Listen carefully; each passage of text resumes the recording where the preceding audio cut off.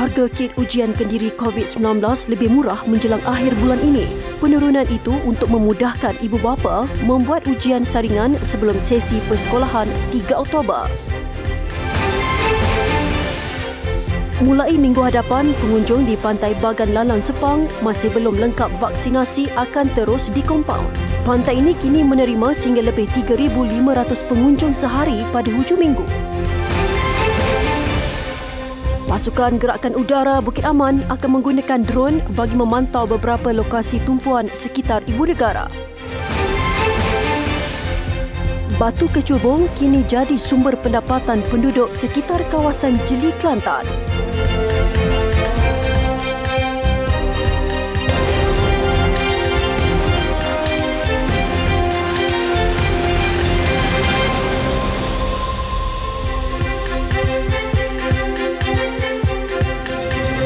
Assalamualaikum dan salam sejahtera. Harga kit ujian kendiri COVID-19 akan diturunkan lebih murah menjelang akhir bulan ini untuk memudahkan ibu bapa membuat ujian saringan sebelum sesi persekolahan 3 Oktober ini. Timbalan Menteri Perdagangan Dalam Negeri dan Ahwal Pengguna, Datuk Rossul Wahid berkata, pengumuman harga terbaru itu akan dibuat dalam masa terdekat.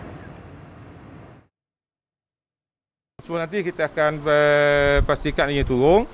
Sampai itu kita juga membenarkan bukan saja premis kesihatan yang jual RTK. Kita buka kepada premis lain yang berwibawa tapi mendaftar dengan kita. Contohnya supermarket, minimarket. Kerajaan sebelum ini menetapkan harga runcit maksimum bagi setiap set kit ujian kendiri COVID-19 pada harga RM19.90, manakala harga borong RM16. Baiklah, cadangan agar pengendali aplikasi MySejahtera mengaktifkan bunyi peringatan secara berulang apabila pengguna tidak mendaftar keluar premis disambut baik Kementerian Kesihatan KKM. Timbalan Menteri Kesihatan Datuk Dr. Nur Azmi Ghazali berkata, cadangan berkenaan adalah idea yang terbaik. Ini kerana pihaknya menerima aduan ramai pengguna terlupa untuk daftar keluar selepas mendaftar masuk. KKM akan berhubung dengan pengendali MySejahtera untuk membincangkan saranan berkenaan. Datuk Dr. Nur Azmi menjelaskan sebenarnya pengguna tidak perlu bimbang kerana jika pengguna terlupa mendaftar keluar dan daftar masuk di tempat lain, pendaftaran di tempat awal terbatal dengan sendiri. Namun cadangan orang ramai yang meminta pihak MySejahtera mengaktifkan bunyi peringatan diakui satu idea yang baik dan bernas.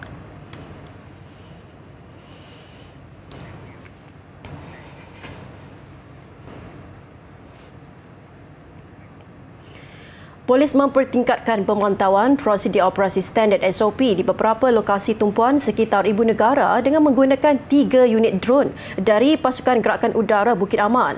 Pemantauan tertumpu di 3 lokasi membabitkan Taman Tasik Perdana, Tugu Negara dan kawasan aktiviti sukan di Padang Merbuk. Tingkat pertama kita telah membuat ujian pada minggu lepas menggunakan single drone dan kita lihat ada keberkesanan dan juga nilai tambah yang strategik kepada penugasan yang kita jalankan, terutamanya dalam pematuhan SOP. Jadi saya merangka pada minggu ini kita menggunakan semua elemen yang ada di dalam PDRM, terutamanya yang dapat menyokong pelaksanaan penugasan pematuhan SOP ini.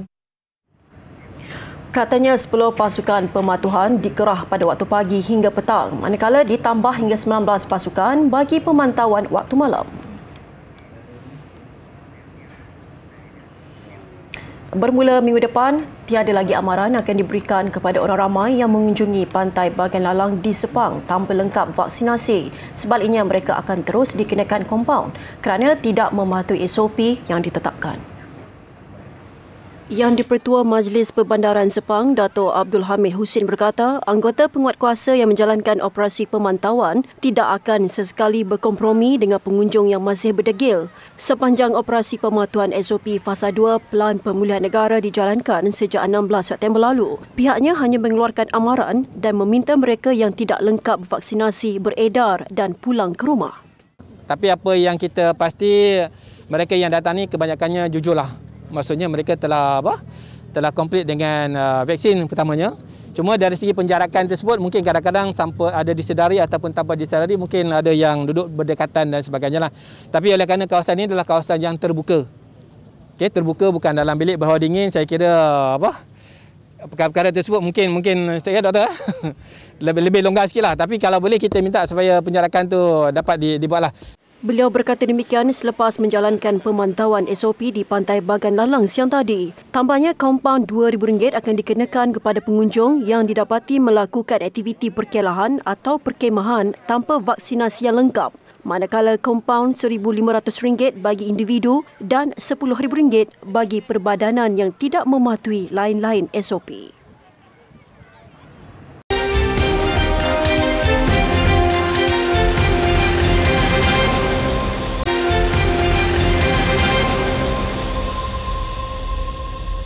Bertemu kembali. Lebih 23,000 pelajar yang akan melanjutkan pengajian ke peringkat ijazah sarjana muda di Universiti Awam bagi kemasukan sesi Oktober 2021 ditawarkan wang pendahuluan pinjaman WPP Perbadanan Tabung Pendidikan Tinggi Nasional PTPTN sebanyak RM1,500 seorang. Ia membabitkan peruntukan berjumlah RM35 juta bagi membantu pelajar menampung sebahagian perbelanjaan persiapan memasuki institusi pengajian tinggi IPT selain bagi memastikan tiada pelajar yang gagal memasuki IPT disebabkan masalah keuangan. Wang pendahuluan itu ujarnya diberikan kepada pelajar warga negara yang bersetuju menerima WPP semasa mengisi permohonan di UPU online atau melalui portal kemasukan IPTA. Syarat lain ialah ibu bapa atau penjaga pelajar adalah penerima bantuan perhatian rakyat dan memenuhi kriteria ditetapkan PTPTN. Pelajar yang mendapat tawaran berkenaan boleh menunaikannya di mana-mana cawangan Bank Islam Malaysia di seluruh negara.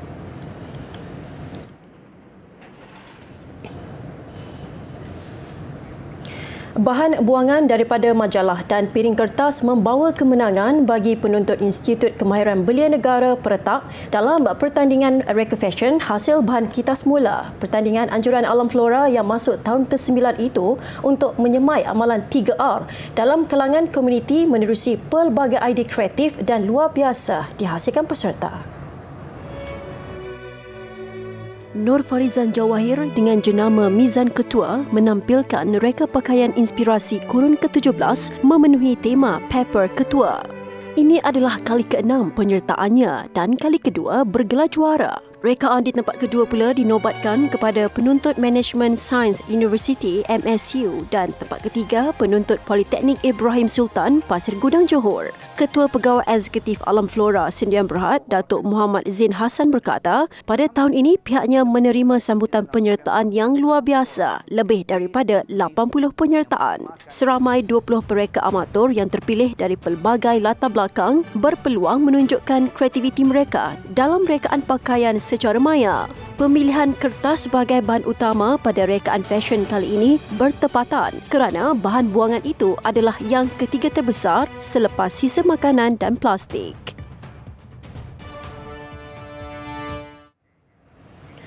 Baiklah, emping dan ringgi adalah antara makanan ringan yang amat dekat dengan pesawah. Ia dipercayai mula dihasilkan sejak zaman dahulu, sejak nenek moyang kita lagi mula menanam padi pulut.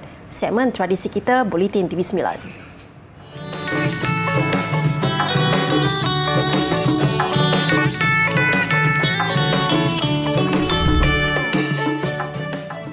Kebiasaannya, proses membuat ringgi dan emping dilakukan secara gotong royong, sama seperti yang dilakukan oleh penduduk Kampung Oran kira-kira 8.7 km dari Pekan Arau Perlis ini. Untuk membuat ringgi, padi pulut akan dituai semasa usia padi 85 hari, manakala untuk emping tuaian perlu dilakukan pada usia padi 100 hari.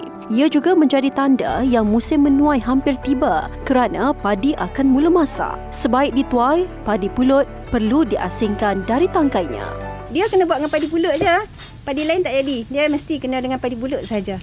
Selepas diasingkan, padi akan melalui proses saringan kedua dengan cara menampi pula. Pada peringkat ini, hanya padi yang berisi akan diambil. Padi itu kemudian akan direndam di dalam air bagi membuang benda asing yang ada padanya. Selepas dikeringkan, padi pulut itu akan digoreng sehingga meretih sebelum ditumbuk menggunakan lesung hindik atau tangan.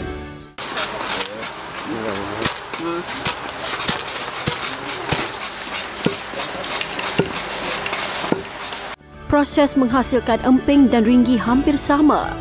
Yang berbeza cuma dari segi tekstur dan warnanya. Tekstur ringgi lebih lembut dan berwarna kehijauan, manakala emping agak keras dan lepir sesuai dengan usia ketika beras pulut yang digunakan untuk menghasilkannya mula dituai. Yang kalau sedap tu ringgi lah yang paling sedap. Sebab dengan, kalau kata yang hijau tu dengan lembut dia, dengan manis dia. Kalau kata emping tu dia agak keras sikit kan. Walaupun dia manis. Aroma dia apa? Dia bau. Bagi yang mahu mencuba, emping mentah turut dijual di pasaran. Cara penyediaannya juga sama. Basuh emping dan rendam dalam air panas selama kira-kira 2 minit. Toskan dan gaulkan dengan gula pasir, gula kabung dan kelapa parut serta garam secukup rasa.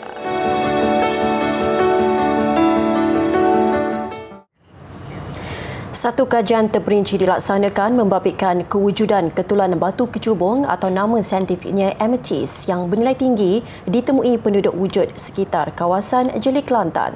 Pencariannya ketika ini dilakukan secara kecil-kecilan menggunakan kaedah tradisional oleh penduduk kampung. Idris Mat Yaman berusia 55 tahun adalah antara ratusan penduduk yang hampir setiap hari menggali kawasan penemuan permata ungu keputihan itu atau diberi nama Kecubung Jeli. Bagi yang bernasib baik mampu menjana pendapatan mengikut kualiti batu yang ditemui. Stopa. Saya lah stopa. Saya ikut dia lah dulu. Main kat sana, main dalam air. Lepas tu? Ayuk-ayuk dapat. Yang putih ke, yang pupur muda ke. Harga dia macam mana? Harga tak tentu juga. Kalau betul-betul pupur ke, harga tinggi lah. Kalau muda macam 200-300 ke. Batu kecubung ditemui akan dijual antara RM1,000 hingga RM10,000 bergantung kepada saiz dan warna. Kualiti batu yang kelihatan seolah basah, berkilat dan mempunyai tumpuk atau seolah kotoran di dalamnya bernilai lebih tinggi dan menjadi rebutan peminat permata. Bila besar, boleh katakan kalau kami jemaah satu kita orang kampung ni penuhlah macam pesta.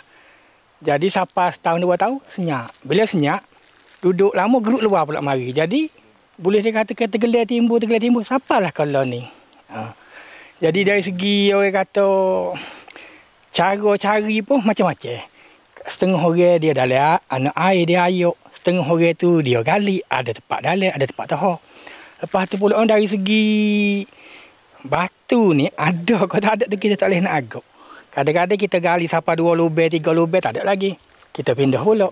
Tapi kadang-kadang kita gali sampai sekat lutut tu, ada dah, boleh dah. Alhamdulillah dah. Kajian lanjut dijalankan bagi mencari anggaran jumlah batuan itu di Jeli Kelantan yang boleh dikeluarkan dalam kuantiti lebih banyak sekiranya dilakukan dengan kaedah komersial. Kecubung ni kalau ikut di daerah Jeli dah lama ada dan telah lama digali ataupun dicari gali oleh penduduk sekitar lah secara tradisional. Dan dari segi jumpaan dia dijumpai di dalam batuan igneous, batuan gunung berapi. Okey. Dan pada masa sekarang dia punya jumpaan dia tu ataupun dia punya kawasan coverage dia tu adalah terhad lah sebab dia punya kaedah cari gali tersebut dilakukan secara tradisional lah orang kampung. Tapi jika dilakukan secara saintifik, secara komersial, mungkin kita boleh menjumpai potensi kedudukan lokasi mineral tersebut pada saiz yang lebih besar.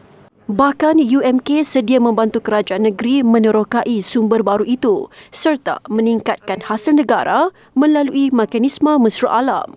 Mungkin kita boleh melihat dari sudut alam sekitarnya lah, kesan efek kepada alam sekitar. Memang dengan itu pun kita banyaklah daripada sudut kajian kami banyak melihat kepada bagaimana struktur ekonomi ataupun bagaimana aktiviti-aktiviti pelombongan ini dapat kita paralelkan sekali, kita jalinkan sekali dengan sudut penjagaan alam sekitar itu. Dari konteks ini kita boleh melihat bagaimana kita dapat menjaga sungai dan hutan-hutan di sekitar kawasan pelombongan lah. Jangan sebab apa? Sebabnya kita kamu tutup. Yuk.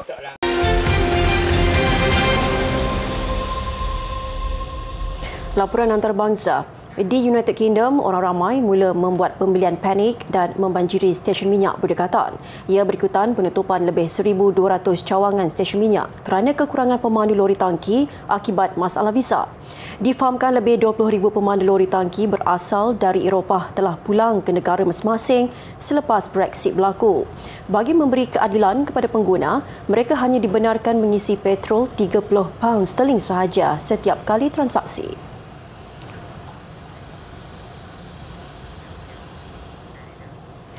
Selepas hampir 2 tahun berehat akibat pandemik COVID-19, Alberton, sebuah bandar di Afrika Selatan, kembali meriah dengan pelbagai aktiviti kembali diadakan, terutamanya sukan pemotoran spinning. Ketika era 80-an, spinning pernah dipelopori oleh anggota kongsi gelap kerana mereka meraihkan kejayaan mencuri kereta dan menggayakannya di hadapan orang ramai dengan aksi stunt dan memusing tayar. Namun kini sesiapa sahaja boleh menceburinya dengan syarat pandai mengawal kelajuan tayar dan tidak membahayakan penonton. Pelbagai gaya bebas menjadi hiburan kepada penonton, lebih-lebih lagi selepas lama menjalani perintah berkurung. Hobi ini nampak berbahaya, tetapi ada peminatnya yang tersendiri.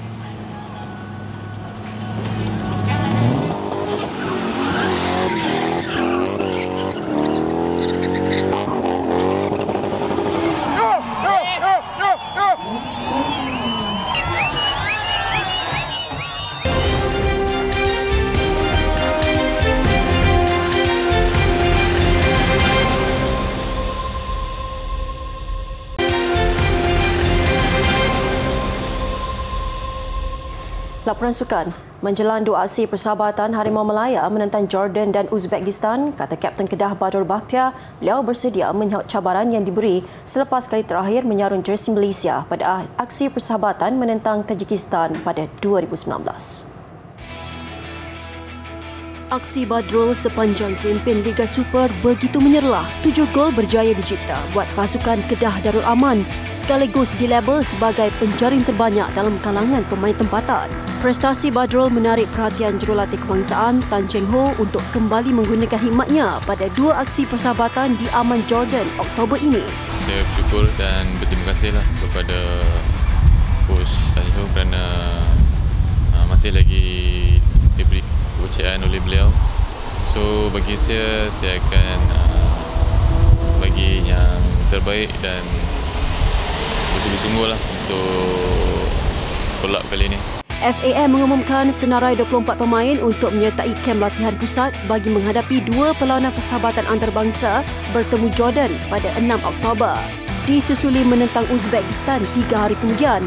Yang jelas, penyenaraian semula namanya dalam skuad kebangsaan bagai tonik terbaik menjelang aksi Piala Malaysia bersama pasukan Kedah. Ia diakui jurulatih Aidil Syarif Sahab. Kedah akan memulakan kempen menentang pasukan yang mengisi slot kelima Liga Perdana iaitu Kelantan United Isnin ini. Kita just have to focus our game plan untuk this coming cup game ni. So yang paling penting kita harus tak boleh ambil mudah lah dalam masa yang first round, especially first 2 game ni kita punya home game. Kita harus ambil kesempatan dengan kita punya home game. So insyaAllah I think players akan kasih terbaik dalam 2 game ni. Seterusnya, bola sepak Bundesliga Jerman, Bayern Munich tidak berdepan masalah bertemu pasukan tercorot walaupun perlu beraksi dengan 10 pemain. Bayern menang 3-1. Lagi kali ini hasil percubaan Joshua Kimmich kembali selepas rehat gara-gara pemain tuan rumah dikasari Benjamin Pavard diperintah keluar padang. Namun itu Baiklah, sekian Buletin TV9 malam ini. Kejayaan murid tahun 5 Sekolah Kebangsaan Perempuan Methodist Kuantan, Mariam Muzamir, merangkul 3 pingat emas di Pertandingan Inovasi dan Reka Cipta ICANN 2021 yang berlangsung di Toronto, Kanada bulan lalu kerana mencipta inovasi sejenis makanan haiwan baru yang diperbuat daripada kulit udang dan siput sedut telah mendapat perhatian di rancangan bual bicara popular Amerika Syarikat The Late Late Show with James Corden. Saya Hafiza Azmi, Assalamualaikum dan selamat malam.